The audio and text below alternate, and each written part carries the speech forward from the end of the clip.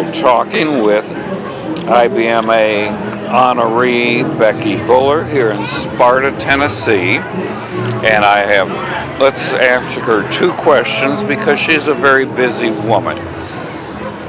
First of all, how is it that we think of people in bluegrass coming from the mountains of Kentucky, Western Carolina, East Tennessee, Kentucky, and all, but you're from St. James, Minnesota.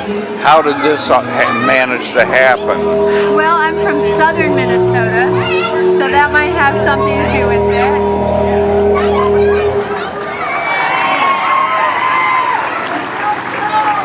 Going here, I'll edit point. Let me check. Yeah, we'll edit. Well, I'm from southern Minnesota, so that might have something to do with it. Near Mankato. Near Mankato, and also I moved south just as fast as I could. But I got into the music because my parents were into the music. So I've listened to them play bluegrass since I was 5 years old, and they got into it because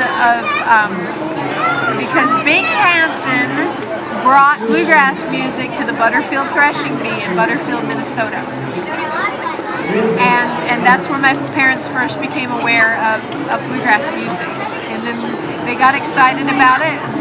It was a great way to grow up, going around to festivals and playing music with my family and meeting people through that. I met my husband through bluegrass music. So I love it. It's been real good to me, and I can't imagine doing anything else. How did you pick East Tennessee State University?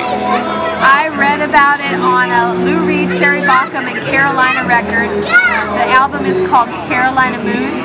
It came out when I was about 15 or 16. They got Jack Tottle, the director of the bluegrass program at ETSU at that time, to do the liner notes for the record, because Marcus Smith, the bass player for the band at the time, had been through the program. And that's when I first became aware of it, and I was just astounded that you could get credit for playing bluegrass music, and I told my parents I was going to go there. And the rest is history. Number two. Okay. Define success for you. Of all the various people I've interviewed, success is measured and defined differently. What to you is success as a musician and an artist? Oh, that's really tough. Well, as an artist, let me put it as a songwriter. So, you know you've really arrived as a songwriter when you're walking through a bluegrass festival in the middle of the night. It's dark. You don't know anybody there, and they don't know who you are. And you hear one of your songs being played in a jam session.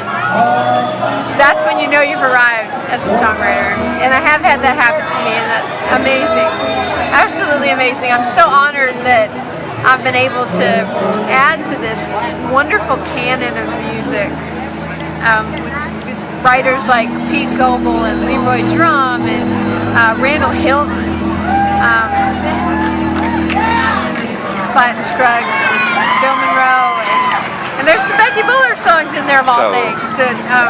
So that I tear up thinking about it. So success for you goes through the road of songwriting and its acceptance. Or is there another component in terms of artistic acceptance at a place on stage and by the recognition for your musicianship by professional organizations?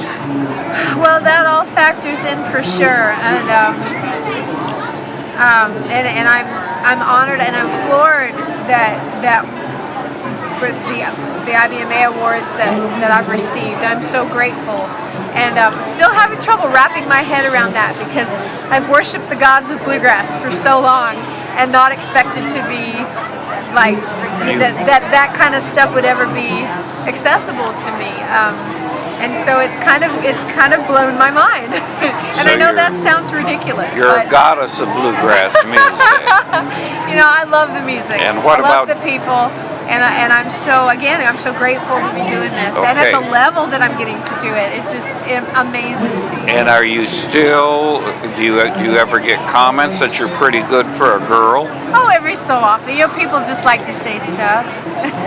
And that's okay. There are some incredible women, and I'm getting to hang with them, like the first ladies of bluegrass, and so many other incredible women playing this music, and it's just great to be part of this wave that is happening right now with the ladies getting more recognition. But hey, we're standing on the shoulders of people like Gloria Bell and Sally Ann Forrester and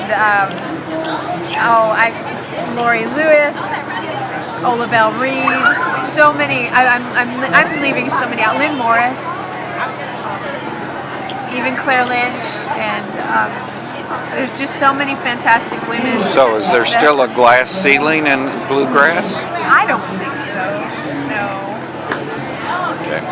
No subtle gender cues about who plays what kind of instrument more frequently than others? Well, I mean, I'm not looking for that. I have always, I want to be judged by my musicianship. Can I cut my gig? If I can cut my gig, then I deserve to be there. Whether I'm a woman or not, doesn't matter. Am I a good picker? And that's how I want to be judged. Well, clearly Becky Buller has brought her A game to bluegrass and is clearly a force and a goddess of the future, and we'll look to see her in being enshrined in various ways over the years. Thank you, Becky Buller.